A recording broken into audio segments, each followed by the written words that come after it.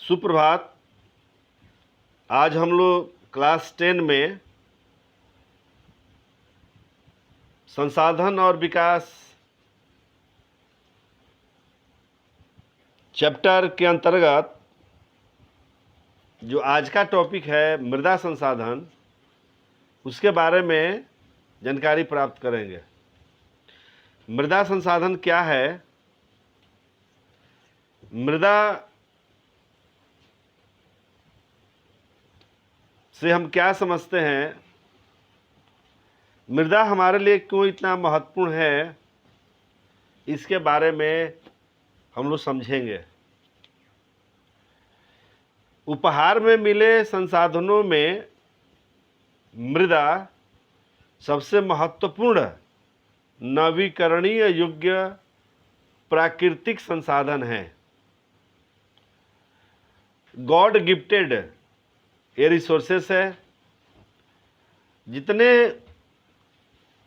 उपहार में प्रकृति द्वारा प्राप्त हुए हैं, उसमें मृदा जो है बहुत ही महत्वपूर्ण है और नवीकरणीय प्राकृतिक संसाधन भी है। यह पौधों के विकास का माध्यम है, जीवों के प्रकारों के पोषक तत्व है। इस आधार पर हम कह सकते हैं कि मृदा एक जीवंत तंत्र है। मृदा के 1 सेंटीमीटर मृदा के बनने में लाखों वर्षों लग जाते हैं। मृदा के बनने की प्रक्रिया में जो मृदा के बनाने वाले तत्व हैं या कारक हैं, वो है उच्चावच। पहला तो प्रश्न आता है कि मृदा के बनने की प्रक्रिया में कौन कौन सा कारक अपनी भूमिका निभाता है, यानी कि मृदा को बनाने में कौन कौन सा फैक्टर्स जो है काम करते हैं। पहला मृदा के बनाने में जो कारक है, सबसे जो महत्वपूर्ण भूमिका निभाता है, वह है ऊंचावच, रिलीफ। पहाड़ है या पठार है, ऊंचा वच, ऊंचा का मतलब ऊपर, वच का मतलब नीचे, यानी कि अप डाउन, यानी कि ऊबड़ खाबड़। ये मृदा के बनने में महत्वपूर्ण भूमिका अदा करता है। मृदा के निर्माण में इसका सबसे अहम भूमिका है। अब जो दूसरा महत्वपूर्ण कारक है, जिसका नाम है जनक शैल, तो सॉइल ऑफ फादर रॉक्स के नाम से जाना जाता है। मृदा के पिता। जनक मने पर्वत या पहाड़, शैल तो ये शैल जो है, जनक जो है, तो जनक मने जन्म देने वाला। तो मृदा को जन्म देने वाला जो है सबसे महत्वपूर्ण भूमिका जिसका होता है, वो है शैल, रॉक्स, पर्वत, पहाड़। जाड़ा गर्मी या बरसात, आंधी हो या तूफान, जाड़े में सभी वस्तुएं सिकुड़ती है और गर्मी में सभी वस्तुएं फैलती है। बरसात के दिनों में पानी वर्षा होने के कारण पर्वत के सिकुड़ने और फैलने के उपरांत ऊपरी परत वीक हो जाती है, कमज़ोर हो जाती है, जिसके कारण वर्षा के समय में पर्वतों के ऊपरी चट्टान टूटे हुए कणों के रूप में प्रवाहित होकर मैदानी भागों में आ जाते हैं और उस पानी के द्वारा जो उसे बिछा दिया जाता है। जिससे मृदा का निर्माण होता है। नेक्स्ट जो पॉइंट है संस्तर शैल, स्तर दर स्तर शैलों का कटना, ये मृदा के निर्माण में अहम भूमिका निभाते हैं। ऐसा नहीं कि ये जो है कुछ वर्षों के बाद जो बंद हो जाता है, ये सालों साल चलता रहता है, हमेशा ये निरंतर 24 आवर्स इसका काम होता रहता है। जो है जैसे जीव के 3 रूप, जन्म, विकास और मृत्यु, और तीनों प्रोसेस चलता रहता है, वैसे ही मृदा के निर्माण में भी अपर्दन, परिवहन और निक्षेपण का काम निरंतर लगातार चलता रहता है। इसके आगे नेक्स्ट जो पॉइंट है जलवायु, जलवायु की भूमिका मृदा के निर्माण में अहम होती है। हम सभी जानते हैं कि जाड़े में सही वस्तुएं सिकुड़ती है और गर्मी में फैलती है गर्मी के कारण। तो तापमान, जलवायु में जो तापमान है उसकी भूमिका अहम है। तो ये भी सिकुड़ने और फैलने के कारण जो है पर्वत है, पहाड़ है, जंगल है, ये सभी सिकुड़ते हैं, फैलते हैं, टूटते हैं, गिरते हैं, और ये हवा के द्वारा उड़ाए जाते हैं या पानी के द्वारा बहाए जाते हैं और पुनः वो जमा किए जाते हैं, जिसे भूमि के ऊपरी परत के रूप में मृदा का निर्माण होता है। मृदा के निर्माण में अगला जो कारक है वो वनस्पति है। जहाँ पेड़ है वहाँ के पत्ते जो है टूटते रहते हैं, गिरते रहते हैं, सड़ते रहते हैं, और वहाँ के मृदा जो है का निर्माण होता रहता है। जो है अन्य कारक में जैव पदार्थ है। सभी जीव पदार्थों का जन्म होना, बढ़ना, मृत्यु को प्राप्त होना और इनका सड़ना गलना, ये सब जो है मिट्टी के निर्माण में हम भूमिका निभाते हैं। और जो इनमें एक और कारक है जो मुख्य कारक है, समय। समय के अनुसार सभी जो है बदलते रहते हैं, जो है सब में परिवर्तन होता रहता है। इन प्राकृतिक जो तत्व है, इसके अतिरिक्त अनेकों प्रकृति के अनेकों तत्व हैं जो मृदा के निर्माण में अहम भूमिका निभाते हैं।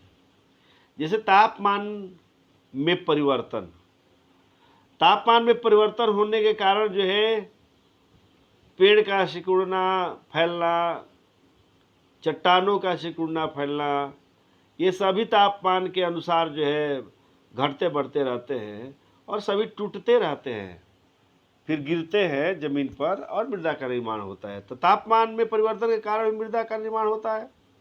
बहते जल की क्रिया के कारण भी जो है मृदा का निर्माण होता है। हिमालय से निकली हुई नदियाँ, हिमालयी पर्वतों से लेकर के मैदानी भागों से लेकर के और डेल्टा तक, वो जो है मोटे मोटे पत्थर वाले कण को लेकर के नदी चलती है और महीन करते करते डेल्टा तक ले जा करके बिछा देती है। तो ऐसे में ये जो है सभी जो प्रकार है ये मृदा के निर्माण में अहम भूमिका निभाते हैं। इतना ही नहीं, इसके अतिरिक्त पवन भी जो है मृदा के निर्माण में अहम भूमिका निभाता है।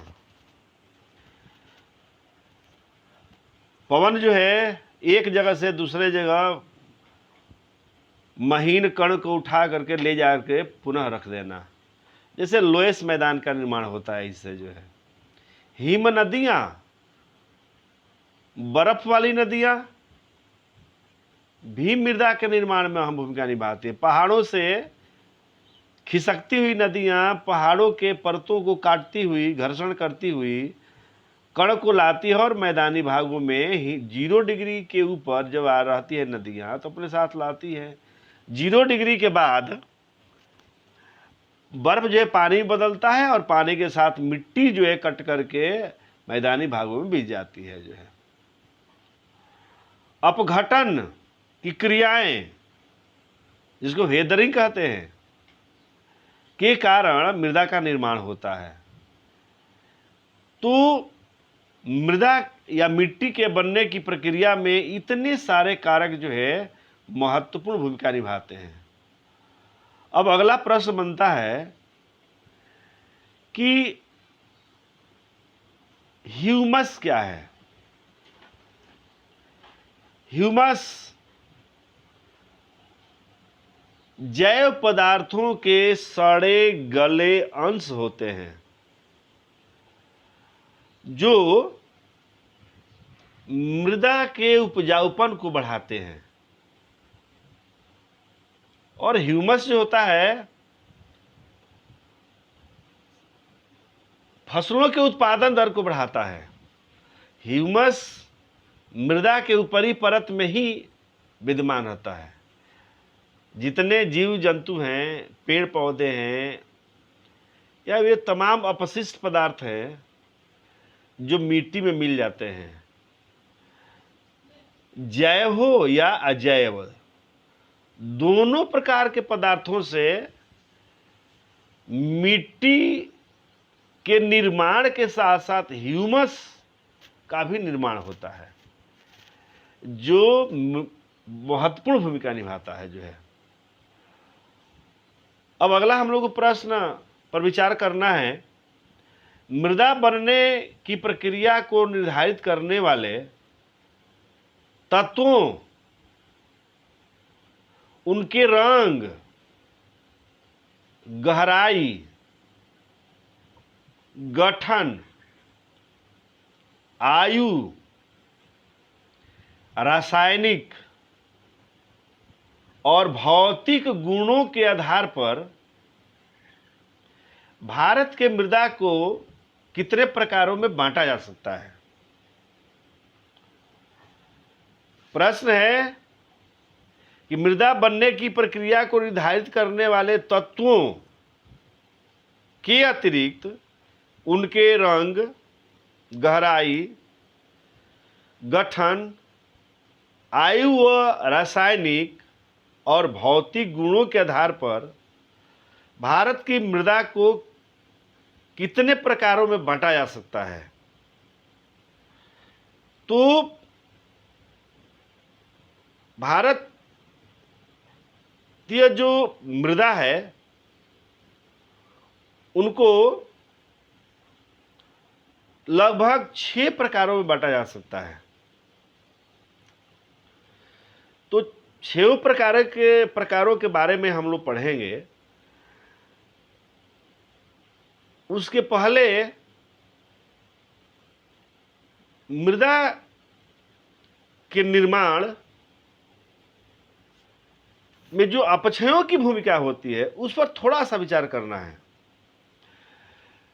कौन सी मृदा कहाँ पर मिलती है उस पर विचार करना है। तो जो सबसे धरातल के ऊपरी परत होता है, जो ऊपरी संस्तर की मृदा, आप पृथ्वी पर देखिए ऊपरी संस्तर की मृदा सबसे ऊपर जो ग्रीन कलर में दिखाया गया है जो है, ये ह्यूमस वाली मृदा होती है। सबसे ये फाइन और रिफाइन होती है, सबसे महीन होती है जो है। और इसी मृदा में ह्यूमस की मात्रा पाया जाता है जो मृदा के उपजाऊपन को बढ़ाता है, जिसके कारण फसलों का उत्पादन दर बढ़ता है। उसके नीचे ब्राउन कलर है, भूरा कलर है, इसको उपमृदा अपक्षय चट्टाने, उपमृदा मृदा के नीचे वाला भाग, अपक्षयित वेदरिंग। एक उदाहरण द्वारा आप समझ सकते हैं, जैसे एक पेड़ है और बरसात के दिनों में वर्षा होती है, पेड़ के ऊपर मिट्टी है और वर्षा होने के कारण मिट्टी जो है जड़ के ऊपर की गीली हो जाती है और पेड़ को गिरने का डर रहता है। पुनः वर्षा जो है समाप्त हो गई तो जाड़े के मौसम में उस वर्षा होने के कारण जड़ के ऊपर की मिट्टी हट गई है, तो वो पेड़ के जो जड़ है वीक हो गया, अपक्षयित हो गया। अपक्षय का मतलब होता है जिसका नाश हो जाए, वेदर हो जाए, वेदरिंग। तो उसमें चट्टानें आती हैं, जो चट्टानों पर, जैसे कि मैंने पूर्व में बताया कि जाड़ा, गर्मी या बरसात, आंधी हो या तूफान के कारण चट्टानें जो है जाड़ों में सिकुड़ती है, गर्मी में फैलती है, जिसके कारण ऊपरी लेयर वर्षा के द्वारा या हवा के द्वारा बालू के रूप में उड़ाया जाता है या बहाया जाता है। फिर वर्षा होती है तो वही बालू जब नदी के किनारे जाता है तो या सागरों में जाता है तो गाद के रूप में, जिसको इंग्लिश में सिल्ट कहते हैं, वह मृतिका, चिकनी मिट्टी के रूप में उसका निर्माण होता है। मृदा का जो तीसरा परत है, आप देख सकते हैं, अधः स्तरीय अपक्षयित आधारित चट्टानें। ये वे चट्टानें हैं जो मृदा के नीचे, उपमृदा, उसके नीचे वाली चट्टान है। तो ये नीचे है और ये चट्टानें भी जो है अपक्षयित हुए, वीक होती है। ठीक इसके नीचे देखिए ब्लैक कलर का मृदा है, जो